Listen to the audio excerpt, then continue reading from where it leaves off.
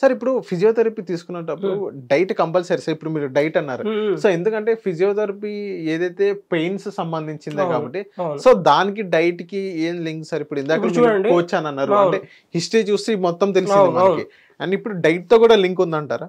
Food అనేది major role అనమాట. What you eight అనేది మనకి గట్ హెల్త్ అంటే సెకండ్ బ్రెయిన్. ఇది సెకండ్ బ్రెయిన్. అందరికి ఒక బ్రెయిన్, ఇది సెకండ్ బ్రెయిన్. హార్ట్ అందరికి ఇక్కడ ఒకటి ఉంటుందని తెలుసు. సెకండ్ హార్ట్ వచ్చేసి పిక్కలో ఉంటుంది, కాఫ్ మజిల్, ఈ మజిల్.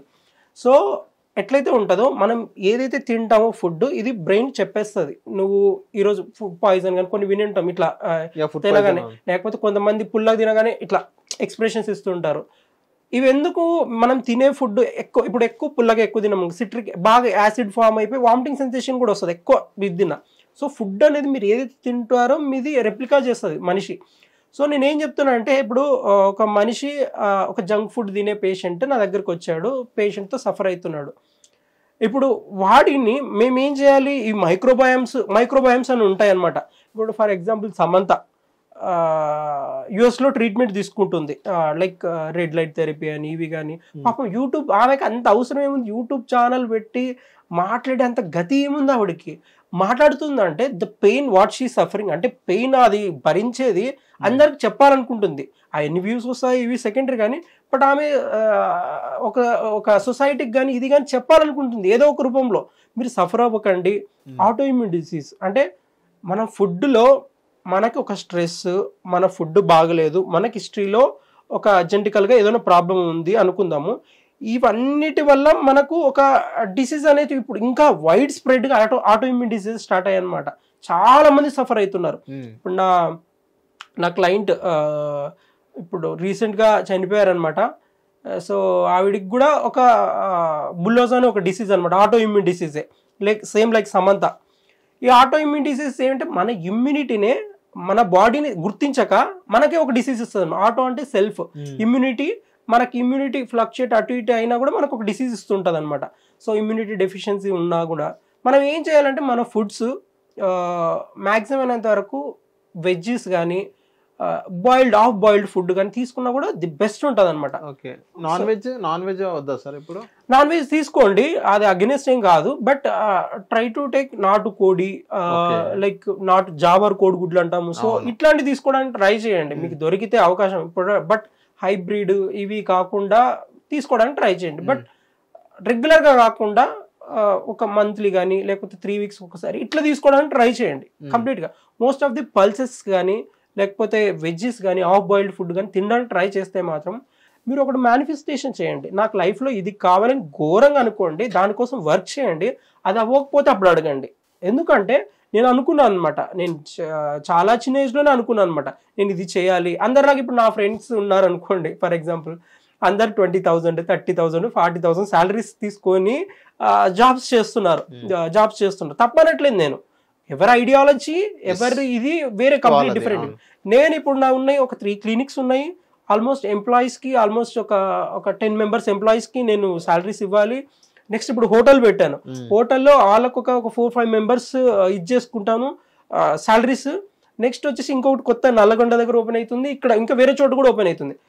మనం ఏదైతే మేనిఫెస్టేషన్ చేస్తామో దానికి తగ్గట్టు, ఇప్పుడు నాకు అనాలే మనం మోటివేషనల్ స్పీకర్ కానీ ఎవరో వింటుంటాం, నానా డబ్బగాళ్ళు అందరూ ఉంటారు మన చూస్తుంటా మార్కెట్లో కొత్త సరుకు లాగా ఉంటుంది అది.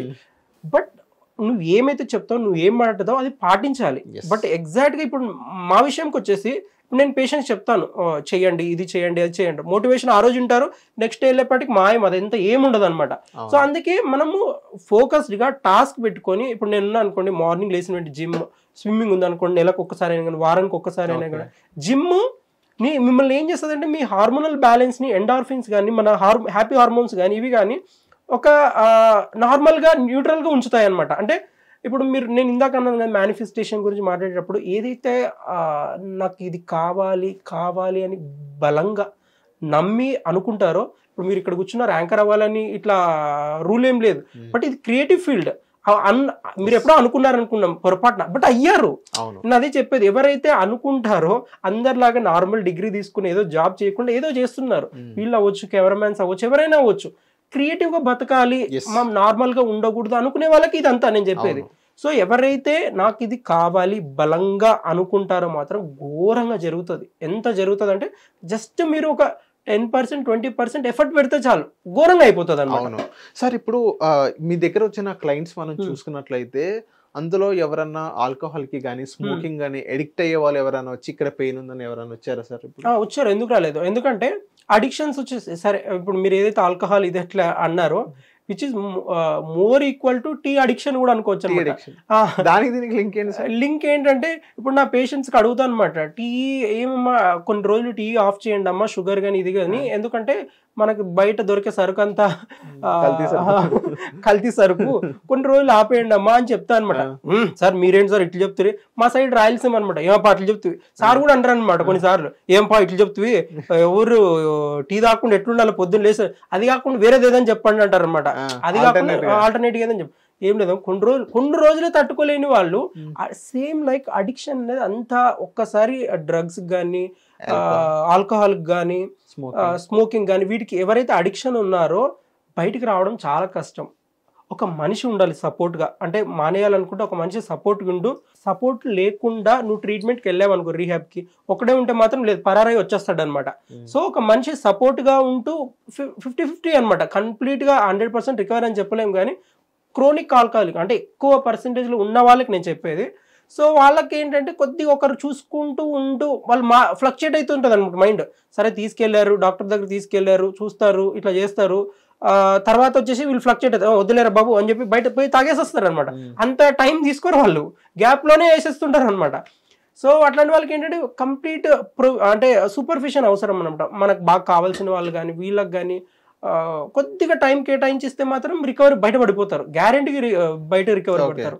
బట్ సేమ్ నా పేషెంట్ ఇప్పుడు పొద్దున్నే ఒక ఈరమ్మ అనే పేషెంట్ అనమాట. ఈరమ్మ పల్లెటూరు ఆవిడ, పాపం ఆవిడకి ఏం కూడా తెలీదు, అంటే ఫుడ్ ఇది చెప్తాను వీడియోలో కూడా ఎంత ముద్దుగా చెప్తుందంటే, సార్ మీరు చెప్పినట్టే పాటించాను, నొప్పులన్నీ పోయినాయి, ఫుడ్ పాటించాను, మీరు ఎంత స్ట్రిక్ట్ చెప్పారో, మా ఇంట్లో ఇంత ఆండాలు లీటర్ ఆయిల్ పోస్తారు, మీరు ఎప్పుడైతే ఇవన్నీ వెజ్జెస్ కానీ ఆఫ్ బాయిల్డ్ కానీ ఫుడ్ కానీ ఇవన్నీ చెప్పారు పాటించాను సార్. ఆవిడ ఒక పల్లెటూరు ఆవిడ పాటించినప్పుడు ఒక నార్మల్ వాళ్ళు పాటించకపోవడం, నేను అనేది ఎక్కువ సఫరింగ్ అవుతున్న వాళ్ళకి నేను చెప్పేది, మిగతా వాళ్ళు మీ ఇష్టం, అది మాకు సఫరింగ్ లేదు మేము దృఢంగా ఉన్నాము అనే వాళ్ళకి అది మీ ఇష్టం. బట్ నార్మల్ సఫర్ అవుతూ ఒక డిసీజ్తో ఉండే వాళ్ళకి ట్రై టు మీకు కొంతమంది ప్రాబ్లమ్స్ చెప్పుకోవాలనుకోరనమాట, కొన్ని పర్సనల్ ప్రాబ్లమ్స్ కూడా, అంటే లైక్ వేరే రీజియన్ దగ్గర ప్రైవేట్ పార్ట్స్ అనుకోవచ్చు, ఏమన్నా అనుకోవచ్చు అనమాట. పెయిన్స్ కూడా డాక్టర్ దగ్గర కూడా వెళ్ళాలి, అట్లే సఫర్ అవుతూనే ఉంటారు, అది ఎక్కువ అయినప్పుడు అప్పుడు వెళ్ళిపోతారు అనమాట. సో కుదిరినంత వరకు ఈ డి అడిక్షన్స్ ఏంటంటే డి అడిక్షన్ సెంటర్ కానీ రీహాబ్కి వెళ్తే మాత్రం ట్రీట్మెంట్ ఉంటుంది. బట్ ఒకరైతే సపోర్ట్ ఉండాలి, సూపర్విజన్ లో ట్రీట్మెంట్ రికవరీ చాలా ఉంటుంది. హిట్ టీవీ యాప్ ని డౌన్లోడ్ చేసుకోండి, ఇందులో short news, live news, entertainment, movies అన్ని అవైలబుల్ గా ఉన్నాయి. Please download hit TV app. Hit TV app ని ఫ్రీగా డౌన్లోడ్ చేసుకోండి.